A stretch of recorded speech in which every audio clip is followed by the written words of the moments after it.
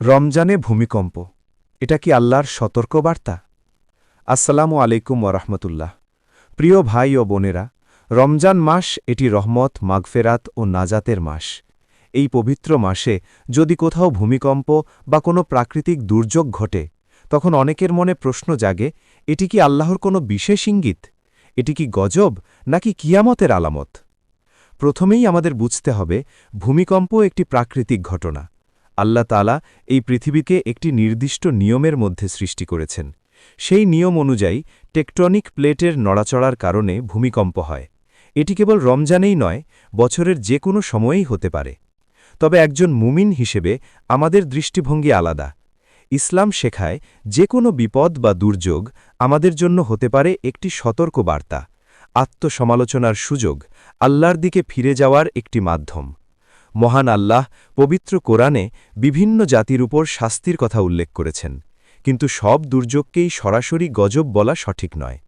রসূলুল্লাহ সাল্লাল্লাহু আলাইহি ওয়াসাল্লাম আমাদের শিখিয়েছেন, ভয়ঙ্কর কোনো ঘটনা ঘটলে বেশি বেশি দোয়া করতে, ইস্তেগফার করতে এবং আল্লাহর কাছে আশ্রয় চাইতে। তাই রমজানে ভূমিকম্প হলে আমাদের আতঙ্কিত না হয়ে বরং তওবা, নামাজ, দান সাদকা এবং আল্লাহর স্মরণে মনোযোগী হওয়া উচিত। প্রিয় ভাই ও বোনেরা, রমজান নিজেই একটি আত্মশুদ্ধির মাস।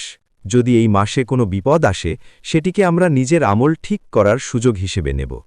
অন্যকে দোষারোপ করব না, গুজব ছড়াব না, বরং মানুষের পাশে দাঁড়াব, সাহায্যের হাত বাড়িয়ে দেব। মনে রাখবেন, কিয়ামতের আলামত নিয়ে নিশ্চিত বক্তব্য দেওয়ার অধিকার আমাদের নেই, যদি না কোরআন ও সহিহ হাদিসে স্পষ্টভাবে উল্লেখ থাকে।